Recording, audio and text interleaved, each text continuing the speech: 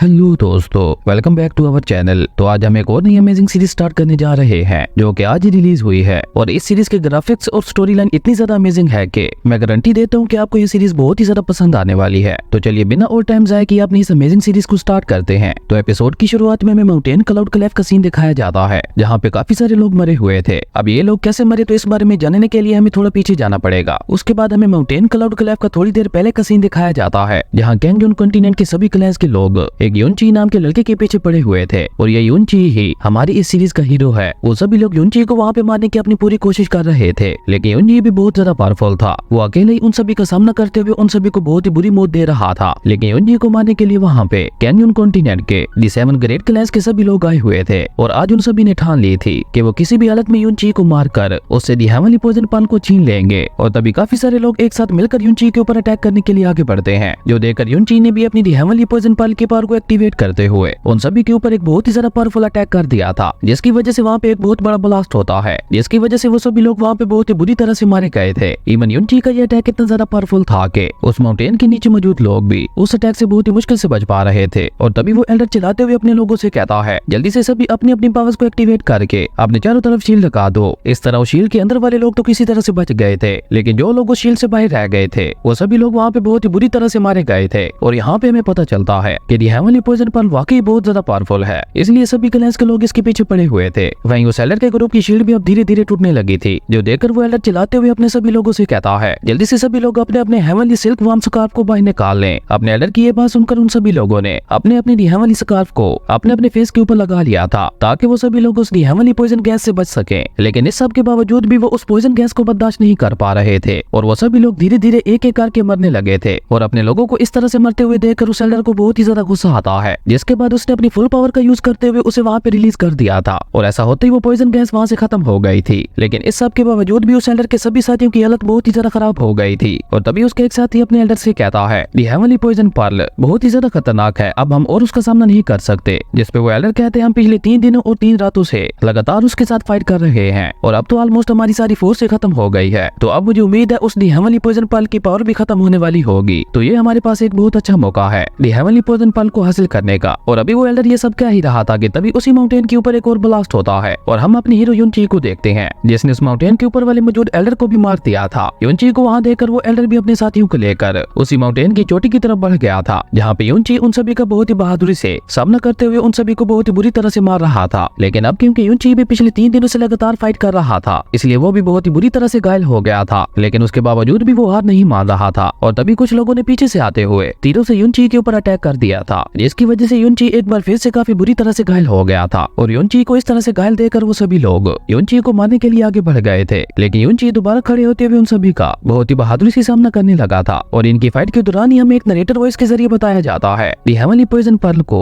इस वर्ल्ड का सबसे पावरफुल और खास ट्रायर माना जाता है, जिसकी स्पिरिचुअल पावर इतनी ज्यादा प्योर है कि उसकी मदद से किसी भी मेडिसिन को आसानी से रिफाइन किया जा सकता है। और उसी के साथ इसकी मदद से हर तरह के पॉइजन का इलाज भी किया जा सकता है। इवन इसकी पॉइजन गैस की मदद से गॉड्स और डीमंस तक को भी मारा जा सकता है। और इसकी इसी खूबियों की वजह से हर कोई इसे पाना चाहता है, ताकि वो सभी लोगों को मारकर इस दुनिया पे राज कर सके। और अब तो इस फाइट में युनची की हालत और भी ज्यादा खराब हो गई थी, जिसकी वजह से उसे दोबारा दी हेवनली पॉइजन पर्ल का यूज करना पड़ा था, जिसकी मदद से युनची ने वहाँ पे मौजूद एक और ग्रुप को खत्म कर दिया था। लेकिन वो लोग खत्म होने का नाम ही नहीं ले रहे थे। और तभी वहाँ पे एक और ग्रुप भी उस माउंटेन की चोटी पे आ गया था। और वहाँ आते ही उस ग्रुप के लीडर ने आगे बढ़ते हुए अपने स्पीयर से सीधा युनची के ऊपर अटैक कर दिया था। और वो स्पीयर सीधा जाकर युनची के हार्ट में घुस गया था, जिसकी वजह से अब युनची का मरना वहाँ पे तय हो गया था, जिसका एहसास युनची को भी हो गया था। और इसी के साथ युनची को ये भी याद आता है कि कैसे इन सभी लोगों ने मिलकर सिर्फ दी हेवनली पॉइजन पर्ल के लिए उसके मास्टर को मार दिया था। और सिर्फ इतना ही नहीं, उन्होंने युनची की फियांसी को भी दी हेवनली पॉइजन पर्ल को हासिल करने के लिए मार दिया था। और तभी उसे अपनी फियांसी की याद आती है, जिसे मरने से पहले भी युनची के बारे में फिक्र हो रही थी। और सिर्फ इसलिए उसने युनची को उसका रिवाइव लेने के लिए भी मना कर दिया था, ताकि बाद में युनची किसी खतरे में ना पड़े। ये सब याद करके युनची बहुत ही ज्यादा गुस्सा हो गया था। और वो अपने मास्टर को याद करते हुए कहता है, मास्टर मुझे अब खुद से नफरत हो गई है, क्योंकि अब मुझ में इतनी भी हिम्मत नहीं बची कि मैं आपके कातलों को मार सकूं। पर आज चाहे मेरी जान ही क्यों न चली जाए, इन सब में से मैं किसी को भी जिंदा नहीं छोड़ूंगा। और ये कहकर युनची ने अपनी फुल पावर को इकट्ठा करते हुए उस स्पीयर को अपने हार्ट से बाहर निकालकर उस एल्डर को एक पंच मारते हुए खुद से दूर कर दिया था। और उसके बाद युनची ऊपर हवा में उठते हुए दी हेवनली पॉइजन पर्ल का यूज करके उन सभी लोगों के ऊपर एक बहुत ही ज्यादा पावरफुल अटैक करता है, जिसकी वजह से वहाँ पे एक बहुत बड़ा ब्लास्ट होता है। और इसी के साथ वहाँ पे सब कुछ खत्म हो गया था। वहीं दूसरी तरफ जब वो दूसरा हेल्डर अपने लोगों को लेकर उस माउंटेन की चोटी पे पहुंचता है तो उसे वहाँ पे हजारों लोगों की लाशें दिखती हैं, जिन सबको अकेले यूनची ने मारा था। वहीं यूनची की भी वहाँ पे आंखें बंद हो गई थी, इवन उसकी बॉडी में भी कोई मूवमेंट नहीं हो रही थी। इसलिए उस हेल्डर को लगता है कि शायद यूनची भी मारा गया है। और जैसे ही उस हेल्डर का एक आदमी यूनची को चेक करने के लिए उसकी तलाशी लेने लगता है तो तभी यूनची ने अपनी आंखें दोबारा खोल ली थी, जो देखकर वो आदमी बहुत ही ज्यादा डर गया था और वो डर के मारे वहाँ से पीछे हटने लगा था। और ये देखकर वो एल्डर यूनची से कहता है, यूनची तुम अब तक हमारे दी ग्रेट 7 क्लैंस के हजारों लोगों को मार चुके हो, जिसके लिए मेरा दिल कर रहा है कि तुम्हें मारकर तुम्हें छोटे छोटे पीसेज में काट दूं। लेकिन अगर तुम मुझे दी हेवनली पॉइजन पर्ल दे दो तो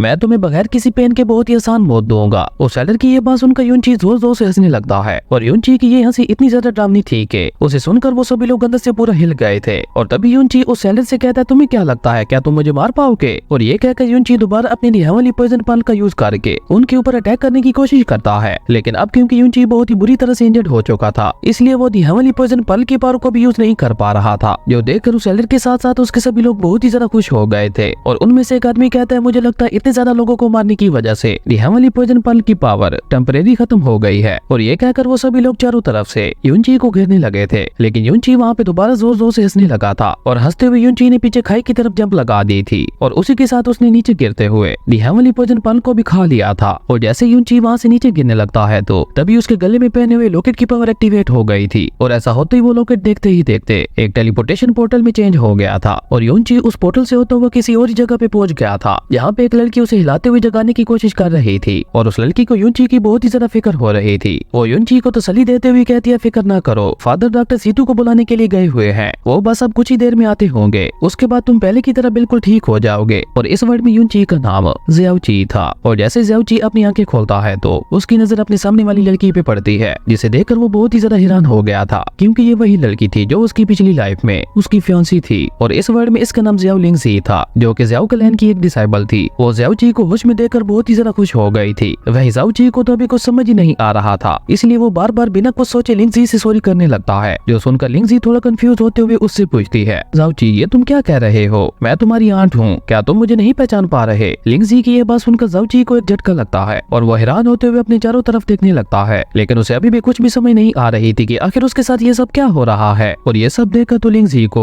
ज़ियाओची की और भी ज्यादा फिक्र होने लगी थी और वो ज़ियाओची से कहती है, आज तुम्हारी किंग यू के साथ शादी होने वाली है, क्या तुम्हें इस बारे में भी याद नहीं है? ज़िया किंग यू का नाम सुनकर ज़ियाओची के मुंह से खुद ब खुद ही निकल जाता है, क्या आप उसी ज़िया किंग यू के बारे में बात कर रही हैं, जो लियोन सिटी की सबसे खूबसूरत लड़की है? ये सुनकर लिंगजी बुरा समूह बनाते हुए कहती है, वो तो अपनी फियांसी का नाम सुनकर तुम्हें सब कुछ दोबारा याद आ गया। और ज़ियाओची को सही सलामत देकर लिंगजी उससे कहती है, अब जब तुम्हें होश आ गया है तो मैं जल्दी से जाकर फादर को बताती हूँ, वो डॉक्टर सीटू को बुलाने के लिए गए हुए हैं। और ये कहकर लिंगजी वहाँ से भागकर अपने फादर को बताने के लिए चली गई थी। वहीं ज़ियाओची के रूम के बाहर खड़े गार्ड्स भी शौक होते हुए कहते हैं, ये लूजर दोबारा जिंदा कैसे हो गया? मुझे तो लगा था आज ये पक्का मारा जाएगा, और अब जब ये दोबारा जिंदा हो गया है तो न जाने थर्ड एल्डर इस पे और कितनी ज्यादा मनी खर्च करने वाले हैं। थर्ड एल्डर और कोई नहीं बल्कि ज़ियाओची के ग्रैंडफादर ही थे। और क्योंकि ज़ियाओची इस वर्ल्ड में एक डिसेबल पर्सन की तरह पैदा हुआ था और उसकी मेरिडियंस पैदा होने के साथ ही टूटी हुई थी, इस वजह से ज़ियाओची अपनी इस लाइफ में कल्टीवेट नहीं कर सकता था। और इसी वजह से ज़ियाओची के ग्रैंडफादर हमेशा ज़ियाओची को ठीक करने के लिए कुछ न कुछ करते रहते थे।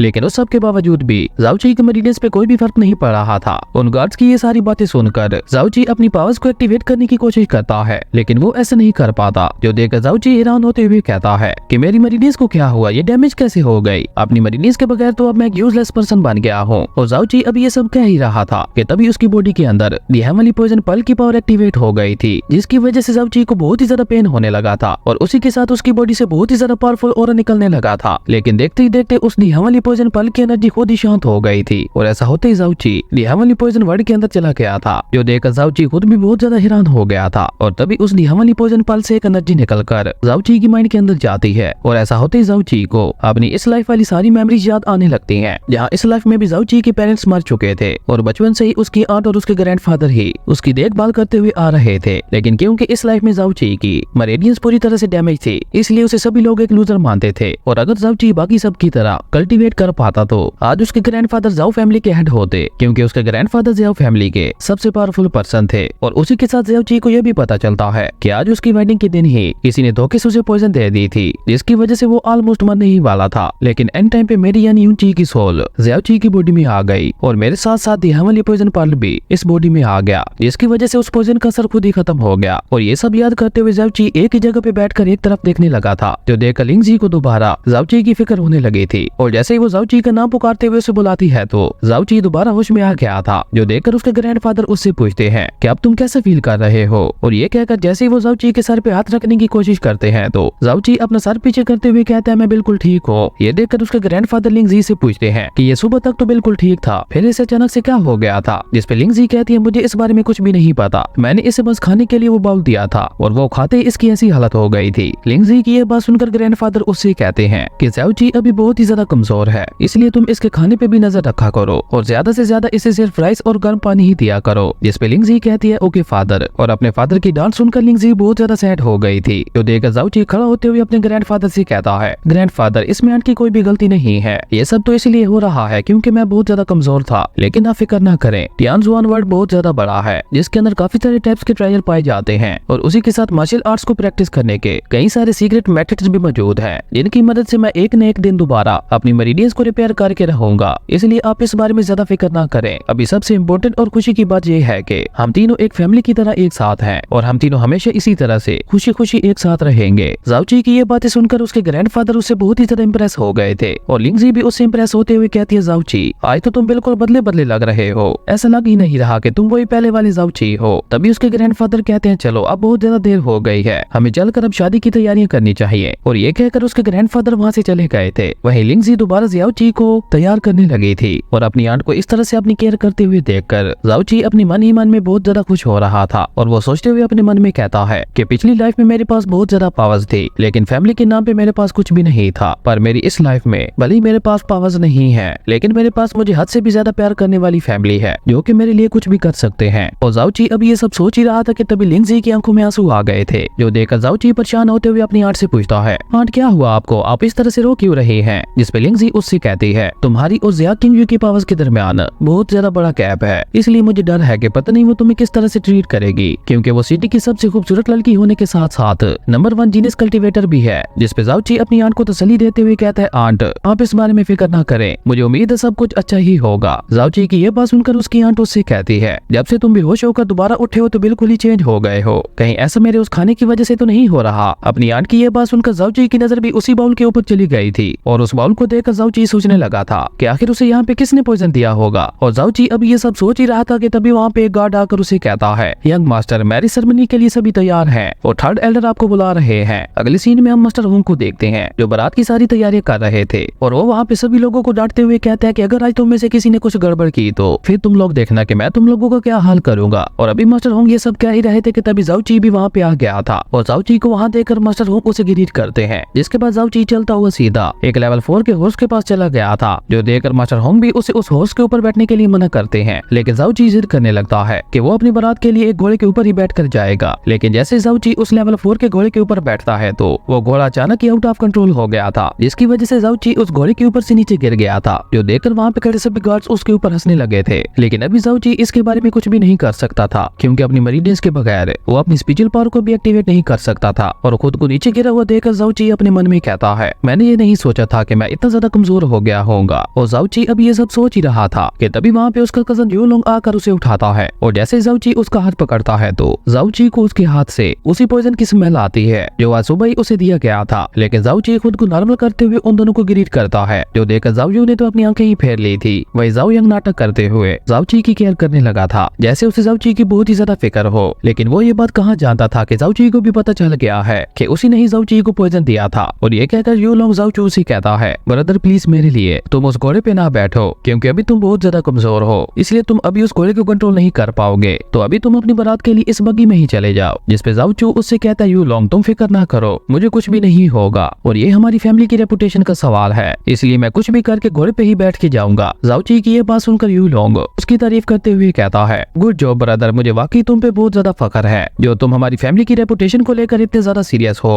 और ये कहकर वो जाओयंग से कहता है कि जल्दी से जाओची के लिए एक नॉर्मल घोड़ा लेकर आओ। और उसके जाने के बाद यू लोंग दोबारा जाओची से कहता है आज तुम्हारी शादी इस सिटी की सबसे खूबसूरत लड़की से होने वाली है, तुम वाकई बहुत ज्यादा किस्मत वाले हो। और आज जब तुम इस सिटी की सबसे खूबसूरत लड़की से शादी कर लोगे तो न जाने कितने ही लड़के आज अपने घरों में बैठकर रोएंगे, पर तुम्हारे भाई होने के नाते मैं तुम्हारे लिए वाकई बहुत ज्यादा खुश हूँ। यू लोंग की ये सारी बातें सुनकर जाओची उससे कहता है ब्रदर मजाक ना करें, ये बात तो यहाँ पे हर कोई जानता है कि आप जियाओ फैमिली फैमिली के प्राइड है और मेरा आपके साथ कोई भी मैच नहीं है। और जाओची अभी ये सब कह ही रहा था कि तभी वहाँ पे जाओ यांग एक नॉर्मल घोड़ा लेकर आ गया था, जिसके बाद जाओची यू लुंग को ग्रीट करते हुए उसी नॉर्मल घोड़े के ऊपर बैठकर अपनी बारात लेकर चला गया था। और वहाँ से जाते हुए जाओची अपने मन में कहता है, और तो यही वो पर्सन था जिसने आज सुबह मुझे पॉइजन दी थी। और उन लोगों के वहाँ से जाते ही यू लुंग जाओ यांग को एक थप्पड़ मारते हुए कहता है, तुम तो बहुत ही ज्यादा बेकार निकले, तुमसे एक काम भी ढंग से नहीं होता। यू लुंग की ये बात सुनकर जाओ यांग कहता है, इसमें मेरी कोई भी गलती नहीं है, मैंने अपनी आंखों से देखा था कि जाओची खाना खाने के बाद बेहोश होकर नीचे गिर गया था, पर पता नहीं वो उस पॉइजन के असर से कैसे बच गया। जिस पे यू लुंग उस पे दोबारा गुस्सा करते हुए कहता है, वो सब तो ठीक है, पर अब हम लोग क्या करेंगे? अब ये यूजलेस पर्सन किंग यू के साथ शादी कर लेगा, फिर मेरा क्या होगा? जिस पे जाओ यांग उससे कहता है, भले इसकी शादी किंग यू के साथ हो जाए, लेकिन किंग यू इसे कभी भी पसंद नहीं करेगी और इस बात का फायदा उठाकर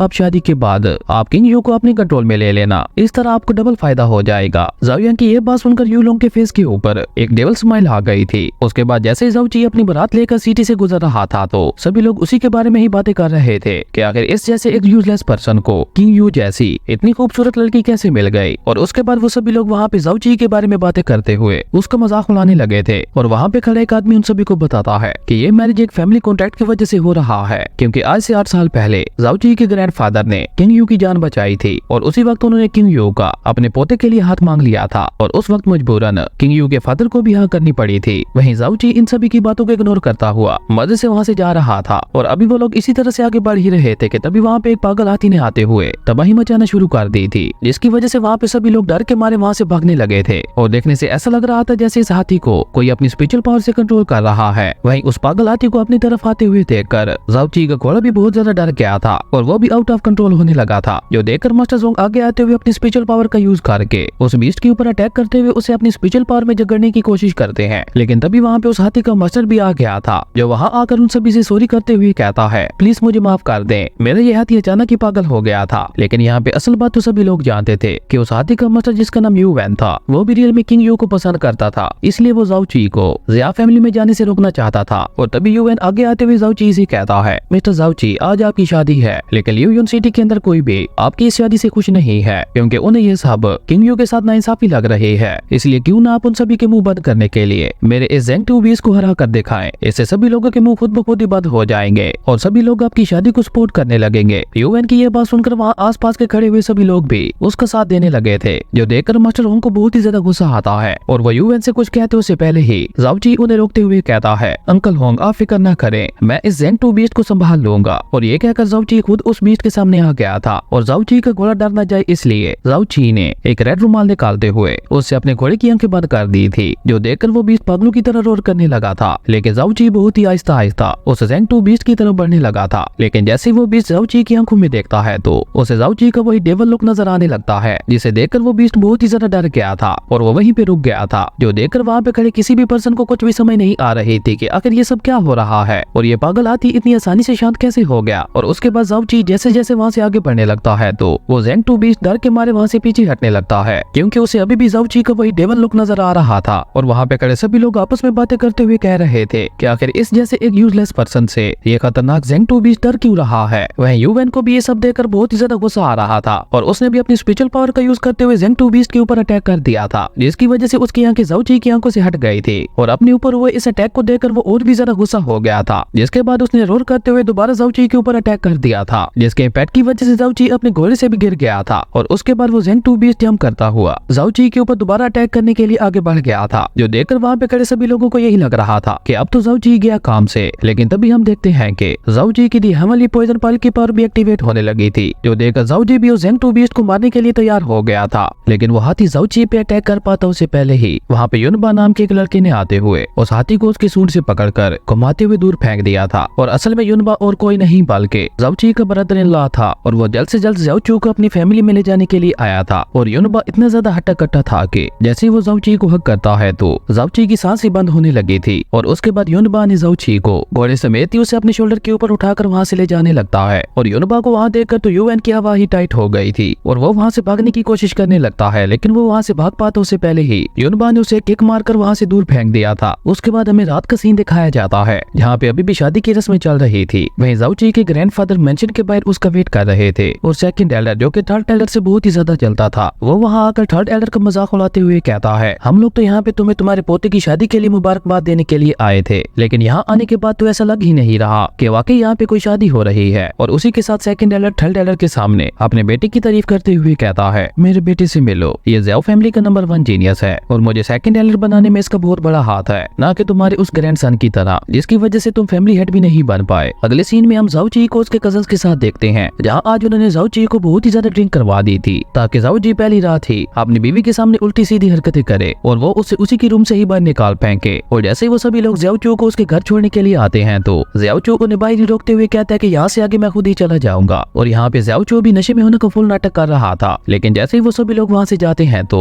ज़ियाओ चू ने अपनी डिहेमनली पॉइजन पाल का यूज करते हुए सारी वाइन को अपने हाथ के जरिए बाहर निकाल दिया था। उसके बाद ज़ियाओ चू सीधा अपने रूम के अंदर चला जाता है, जहाँ पे उसकी बीवी उसी का ही वेट कर रही थी। और अपने रूम में आते ज़ियाओ चू अपनी बीवी की खूबसूरती में खो गया था, क्योंकि किंग यू देखने में वाकई बहुत ज्यादा खूबसूरत थी। लेकिन जैसे ज़ियाओ चू किंग यू को देखने के लिए उसके फेस पे लगे हुए मास्क को हटाने की कोशिश करता है तो किंग यू ने अपनी आइस पावर का यूज करते हुए उसे खुद से दूर कर दिया था। पर इस सब में उसके फेस पे लगा हुआ वो मास्क भी उसके फेस से हट गया था। और अपनी बीवी के फेस को देखकर तो ज़ियाओ चू और भी ज्यादा हैरान हो गया था, क्योंकि किंग यू दिखने में बिल्कुल एक गॉडेस की तरह थी। और अपनी पहली रात में ज़ियाओ चू को पता चल गया था कि उसकी बीवी बहुत ही ज्यादा टैलेंटेड है और उसके अंदर आइस क्रिस्टल की पावर भी मौजूद है, जिसकी मदद से वो आइस इमोर्टल पैलेस की एक डिसेबल भी बन सकती थी। और किंग यू खुद भी बिल्कुल ऐसा ही चाहती थी। इवन उसे इमोर्टल पैलेस की तरफ से ऑफर भी आई थी, लेकिन क्योंकि उसकी अभी शादी होने वाली थी इसलिए उनसे 1 मंथ का टाइम मांग लिया था। वहीं ज़ाओ जी अपनी बीवी के साथ फ्लर्ट करते हुए उसे तंग कर रहा था। और अभी वो लोग इसी तरह से बातें कर ही रहे थे कि तभी ज़ाओ चू को एहसास होता है कि कोई छुप कर उन पे नजर रखे हुए है। और ये एहसास होते ज़ाओ जी ने अपने कमरे की लाइट बुझा दी थी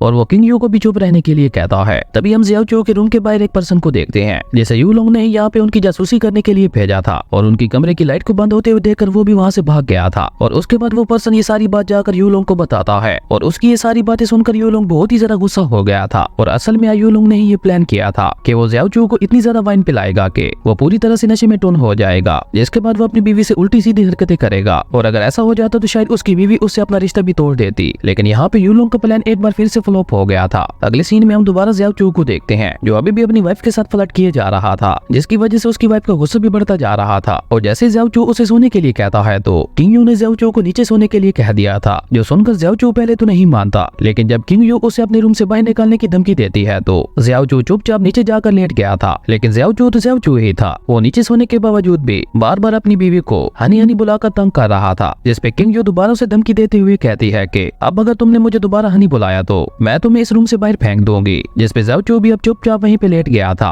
और थोड़ी देर गुजर जाने के बाद वो चुपचाप अपने रूम से बाहर जाने लगता है, जो देखकर किंग यू उससे कहते तुम इतनी रात को कहाँ जा रहे हो। जिसपे ज़ियाओ चू उसे कहते मैं बाथरूम जा रहा हूँ और अगर तुम्हें मेरी इतनी ज्यादा याद आ रही है तो मैं अभी 2 मिनट में वापस आ जाऊंगा। जिसपे किंग यू दोबारा उस पर गुस्सा करते हुए कहते हैं मेरे लिए बेशक तुम सारी रात ही बाहर रहो, मुझे उससे कोई फर्क नहीं पड़ता। और ज़ियाओ चू अपने रूम से बाहर आते हुए खुद से ही कहता है मेरी बीवी तो बिल्कुल इन स्टार्स की तरह है, जिसे मैं जी भर के देख तो सकता हूँ लेकिन उसे छू नहीं सकता। और अभी ज़ियाओ ची ये सब कह ही रहा था कि तभी उसे ऊपर आसमान से एक एनर्जी नीचे गिरते हुए दिखती है, जो देखकर ज़ाओ ची भी उस एनर्जी को चेक करने के लिए वहाँ से चला गया था। उसके बाद हमें दोबारा ज़ाओ ची के रूम का सीन दिखाया जाता है, जहाँ पे इमोर्टल पैलेस के एक मास्टर आते हुए किंग यू से कहती है कि तुम मेरे साथ इमोर्टल पैलेस में कब आने वाली हो। जिसपे किंग यू उनसे 1 मंथ का टाइम लेते हुए कहती है कि मैं 1 मंथ के बाद पक्का आपके साथ आ जाऊंगी। जिसपे वो लेडी मास्टर उससे पूछती है कि क्या तुम श्योर हो, क्योंकि अगर तुम एक बार इमोर्टल पैलेस की डिसेबल बन गई तो उसके बाद तुम्हें अपने सभी रिश्तों को खत्म करना होगा। जिसपे किंग यू ने भी थोड़ा सैड होते हुए इसके लिए हाँ कर दी थी कि मैंने ये फैसला बिल्कुल सोच समझ के किया है। वहीं दूसरी तरफ ज़ाओ ची जैसे ही उस नदी के बारे में पता करने के लिए उस माउंटेन की चोटी के ऊपर जाता है तो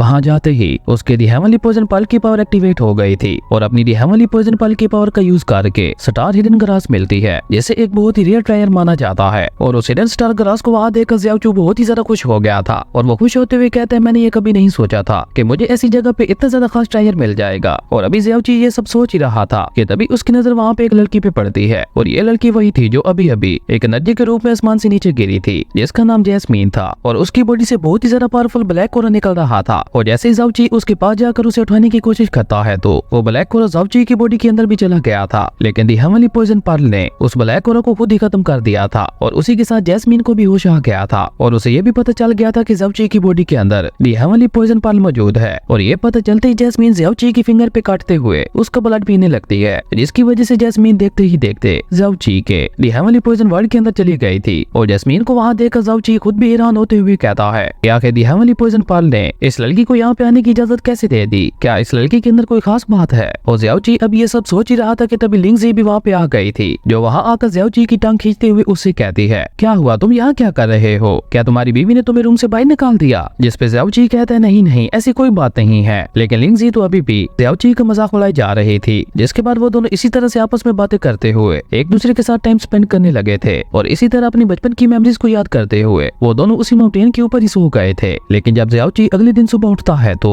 उसके ऊपर एक चादर भी थी जो कि उसी की थी और उस चादर को देखकर ज़ियाओ जी समझ गया था कि ये चादर उसकी बीवी ने यहाँ आकर उसके ऊपर ओढ़ी थी। ये सोचकर ज़ियाओ जी बहुत ही ज्यादा खुश हो गया था और उसके बाद वो अपने रूम में जाकर अपनी बीवी से कहता है कि जल्दी चलो, हमारी फैमिली का ये रूल है कि नई नवेली दुल्हन को सबसे पहले जाकर हमारे ग्रैंडफादर से आशीर्वाद लेना होता है। अगले सीन में हम ज़ियाओ जी और उसकी वाइफ को ज़ियाओ जी के ग्रैंडपा के पास देखते हैं, जहाँ ज़ियाओ जी के ग्रैंडपा उन दोनों से बहुत ही हंस के बातें कर रहे थे और इस मौके का फायदा उठाकर ज़ियाओ जी अपने ग्रैंडफादर के सामने ही किंग यू के साथ फ्लर्ट करने लगा था, जो देखकर किंग यू को बहुत ही ज्यादा गुस्सा आ रहा था। लेकिन वो ग्रैंडफादर के सामने उसे कुछ भी नहीं कह सकती थी, इसलिए जब वो दोनों वापस अपने रूम में जाते हैं तो वहाँ पे किंग यू ने ज़ियाओ जू को अपनी आइस पावर में जगड़ते हुए उसे पनिश करने लगी थी और ये देखकर ज़ियाओ जू ठंड से कांपते हुए किंग यू से कहता है, मैं तो वो सब बस अपने ग्रैंडफादर को खुश करने के लिए कर रहा था, उसके अलावा मेरा और कोई भी गलत टेंशन नहीं था। ज़ियाओ जू की ये बात सुनकर किंग यू ने भी उसे छोड़ दिया था और उसके बाद वो वहीं बैठकर कल्टीवेट करने लगी थी और ज़ियाओ जू तो ज़ियाओ जू ही था, वो इतनी आसानी से कहाँ मानने वाला था। वो दोबारा वहीं बैठकर बहुत ही प्यार से किंग यू को कल्टीवेट करते हुए देखने लगा था, जो देखकर किंग यू दोबारा उससे गुस्से से कहती है कि अब क्या है, जिस पे ज़ियाओ जू उससे कहता है कि आज जब मैंने ग्रैंडफादर के सामने तुम्हारे हार्ट को टच किया था तो कि तुम्हारी बॉडी के साथ एक बहुत बड़ी प्रॉब्लम है, तुम्हें हर रात 3 बजे जाग आ जाती है और उसके बाद सिर्फ 2 मिनट के अंदर अंदर ही तुम्हारी पूरी बॉडी बर्फ की तरह ठंडी हो जाती है और उसी के साथ साथ जब जब तुम नेक्स्ट लेवल में ब्रेक थ्रू करती हो तो तुम्हें कई कई हफ्तों तक बिल्कुल भी भूख नहीं लगती। मैंने ठीक कहा ना? अब जी की ये बात सुनकर किंग यू हैरान होते हुए उससे पूछती है कि तुम इस बारे में कैसे जानते हो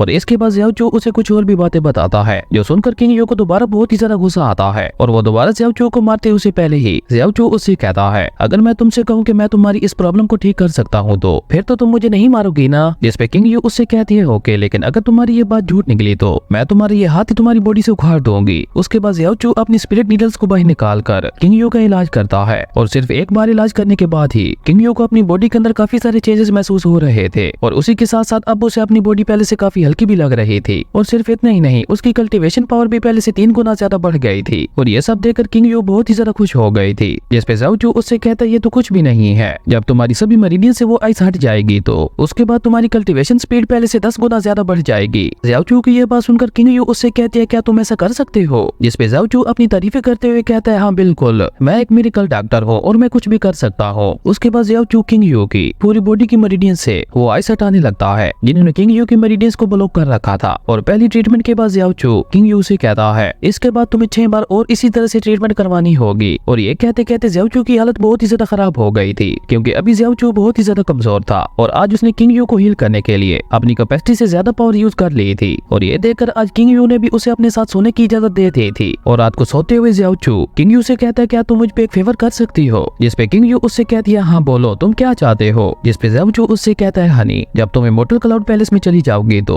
उसके बाद तुम्हें मुझे वहाँ पे 3 चीजें ढूंढ के देनी होगी। पहली दी लिंग लॉन्ग ग्रास, दूसरा 7 मिस्टिक और चौथा purple pulse sky crystal. Xiao जू की ये बात सुनकर किंग यू उससे कहती है, ये जो तीनों चीजें तुम मुझसे कह रहे हो इन्हें हेवन लेवल का ट्रायर माना जाता है और एक टाइम पे इन तीनों चीजों को हासिल कर पाना लगभग इम्पॉसिबल है, पर तुम इन तीनों चीजों को क्या करने वाले हो? जिस पे ज़ियाओ जू उसे बताता है कि सिर्फ इन तीनों चीजों की मदद से ही मेरी मेरिडियंस वापस से रिपेयर हो सकती हैं, बस इसीलिए मुझे इन तीनों चीजों की जरूरत है। ज़ियाओ जू की ये बात सुनकर किंग यू उससे कहती है, ओके, तुम्हारे लिए मैं इन तीनों चीजों को ढूंढने की अपनी पूरी कोशिश करूंगी। अगले सीन में हमें ज़ियाओ मेंशन का मेन हाल दिखाया जाता है, जहाँ पे फैमिली हेड थर्ड एल्डर से कहते हैं, मुझे आज ज़ियाओ ट्राइब की तरफ से ये लेटर मिला है। ज़ियाओ ट्राइब का नाम सुनकर थर्ड एल्डर भी बहुत ज्यादा खुश हो गए थे, क्योंकि वो लोग न जाने कब से ही ज़ियाओ ट्राइब की नजर में आने की कोशिश कर रहे थे, लेकिन हर बार वो लोग इसमें फेल हो जाते थे। लेकिन इस बार उन्हें ज़ियाओ ट्राइब की तरफ से एक लेटर मिला था, जिसमें ज़ियाओ ट्राइब के हेड ने उन्हें बताया था कि वो ज़ियाओ फैमिली के एक डिसेबल को अपने ट्राइब में शामिल करने के लिए तैयार है और इसी वजह से ज़ियाओ फैमिली के हेड बहुत ही ज्यादा खुश थे। और यहाँ पे सेकंड एल्डर एक बार फिर से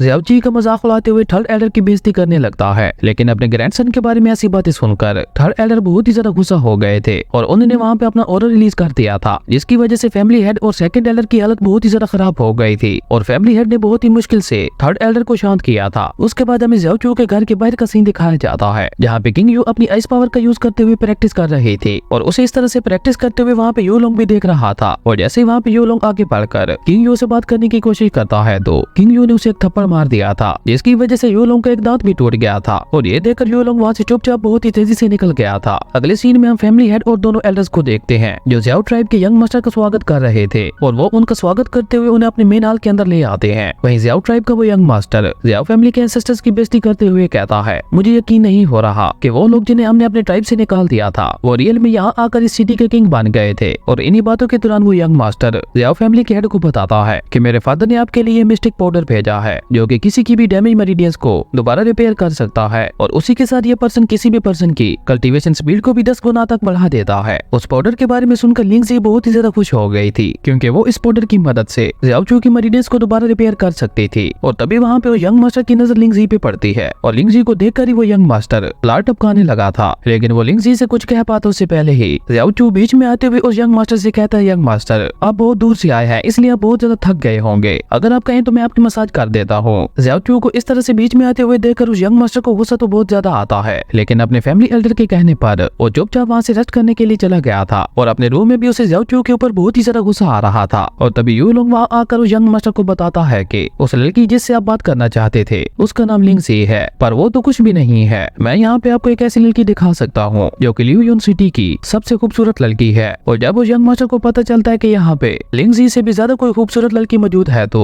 वो उसी वक्त यूलोंग के साथ उसको देखने के लिए चला गया था। और जब वो यंग मास्टर किंग यू को देखता है तो वो यंग मास्टर तो पूरा पागल ही हो गया था। और जब यूलोंग उसे बताता है कि इस ब्यूटीफुल लड़की की शादी एक यूजलेस पर्सन के साथ की गई है तो उस यंग मास्टर को बहुत ही ज्यादा गुस्सा आता है और वो गुस्से से कहता है, ये तो इस खूबसूरत लड़की के साथ नाइंसाफी है, क्या यहाँ पे इंसाफ करने वाला कोई नहीं है। जिस पे यूलोंग उस यंग मास्टर को अपनी बातों में फंसाते हुए कहता है, नहीं यंग मास्टर, यहाँ पे किसी में भी इतनी हिम्मत नहीं है कि वो लोग यहाँ पे इंसाफ के लिए आवाज उठा सके, इसलिए अब आपको ही कुछ करना होगा। जिस पे वो यंग मास्टर कहते हैं, हाँ बिल्कुल अब मुझे ही कुछ करना होगा, पर मैं क्या करूँ, क्या तुम्हारे पास इसके लिए कोई आइडिया है। जिस पे यूलोंग उस यंग मास्टर के कान में कुछ बताता है जिसे सुनकर उन दोनों के फेस पे एक डेविल स्माइल आ गई थी। उसके बाद हमें दोबारा ज़्याओ चू के रूम का सीन दिखाया जाता है जहाँ पे आज ज़्याओ चू दोबारा किंग यू की ट्रीटमेंट कर रहा था और आज तो ज़्याओ चू उसको हील करता करता इतना ज्यादा थक गया था कि वो ज़्याओ चू के ऊपर ही गिरकर बेहोश हो गया था। जिसके बाद ज़्याओ चू भी उसे अपनी आइस पावर का यूज करते हुए हील करने लगी थी और हील करते हुए किंग यू ज़्याओ चू को काफी गौर से देखते हुए कहती है कि आखिर तुमने अपने अंदर कौन कौन से सीक्रेट छुपा के रखे हुए हैं। और किंग यू अब ये सब कह ही रही थी कि तभी ज़्याओ चू को होश आ गया था और उसको होश आते हुए देखकर किंग यू उससे कहती है कि तुम्हें भी ज़्याओ ट्राइब में जाने के लिए कल सुबह होने वाले कंपटीशन में ट्राई करनी चाहिए, हो सकता है वो यंग मास्टर शायद तुम्हें ही सिलेक्ट कर ले। जिस पे ज़्याओ चू ना में अपना सर हिलाते हुए कहता है, नहीं मुझे उसमें कोई भी इंटरेस्ट नहीं है। ज़्याओ चू की ये बात सुनकर किंग यू को सोचते हुए उससे पूछती है कि क्या उन तीनों ट्रायल्स के अलावा तुम्हारी मेरिडियंस को रिपेयर करने का कोई और रास्ता नहीं है। जिस पे ज़्याओ चू कहता है, मुझे मेरे मास्टर ने एक और रास्ता भी बताया था। जिस पे किंग यू जल्दी से उससे पूछते है कि कौन सा रास्ता। जिस पे ज़्याओ चू उससे कहता है कि अगर तुम मुझे किस करोगी तो हो सकता है मेरी मेरिडियंस वापस रिपेयर हो जाए। ज़्याओ चू की ये बात सुनकर किंग यू को बहुत ही ज्यादा गुस्सा आता है और वो दोबारा उसे मारने लगी थी। अगले सीन में हम लिंगजी को मेंशन के मेन हॉल के अंदर देखते हैं जहाँ वो छुपकर आगे बढ़ते हुए खुद से ही कह रही थी कि मुझे किसी भी हालत में उस मिस्टिक पाउडर को हासिल करना ही होगा ताकि उसकी मदद से ज़्याओ चू अपनी मेरिडियंस को रिपेयर कर सके। उसके बाद हमें अगले दिन का सीन दिखाया जाता है जहाँ पे आज वो यंग मास्टर किसी एक डिसेबल को सिलेक्ट करने वाला था और वो यंग मास्टर ज़्याओ फैमिली के हेड से कहता है कि जल्दी से उस मिस्टिक पाउडर को भी मंगवा लें क्योंकि मैं जिस डिसेबल को सिलेक्ट करूंगा वो मिस्टिक पाउडर भी वही डिसेबल डिजर्व करता है। यंग मास्टर की ये बात सुनकर वो फैमिली हेड बहुत ही ज्यादा घबरा गया था और वो यंग मास्टर के कदमों में गिरते हुए कहता है, यंग मास्टर प्लीज मुझे माफ कर दें, लेकिन कल रात ही उस मिस्टिक पाउडर को किसी ने चुरा लिया है। ये सुनकर तो वहाँ पे बैठे हुए सभी लोग बहुत ही ज्यादा हैरान हो गए थे, लेकिन वो यंग मास्टर फैमिली हेड से कहता है कि आप फिक्र ना करें, उस मिस्टिक पाउडर वाले बॉक्स के अंदर एक खास किस्म का हो रहा है जिसे हम लोग जब चाहे ढूंढ सकते हैं। और ये कहकर वो यंग मास्टर अपने एक आदमी को वो बॉक्स ढूंढ कर लाने के लिए कहता है और थोड़ी ही देर में वो पर्सन उस मिस्टिक पाउडर वाले बॉक्स को लेकर वहाँ पे आ गया था। और जब वो यंग मास्टर अपने आदमी से पूछता है कि तुम्हें ये बॉक्स कहाँ से मिला है तो वो पर्सन यंग मास्टर को बताता है कि मुझे ये बॉक्स रूम नंबर 66 से मिला है। और रूम नंबर 66 का सुनकर तो थर्ड एल्डर बहुत ही ज्यादा हैरान हो गए थे और वो गुस्से से लिंगजी की तरफ देखने लगे थे, लेकिन लिंगजी ना में अपना सर हिलाते हुए कहती है कि नहीं मैंने ऐसा कुछ भी नहीं किया। और इसी के साथ हमारी अमेजिंग एपिसोड यहीं पे खत्म हो गया था। दोस्तों आप लोगों को ये सीरीज कैसी लगी कमेंट करके जरूर बताना और अगर आप लोग इसका नेक्स्ट एपिसोड देखना चाहते हैं तो नीचे कमेंट बॉक्स में नेक्स्ट क्लिक कर कमेंट कर देना, तो मैं कोशिश करूंगा आज ही इसका सेकंड एपिसोड भी अपलोड कर दूं। अगर आपको ये वीडियो अच्छी लगी तो लाइक कर दें और अगर चैनल पे नए आए हो तो सब्सक्राइब करते जाना। तो मिलते हैं एक न्यू वीडियो में, तब तक के लिए बाय।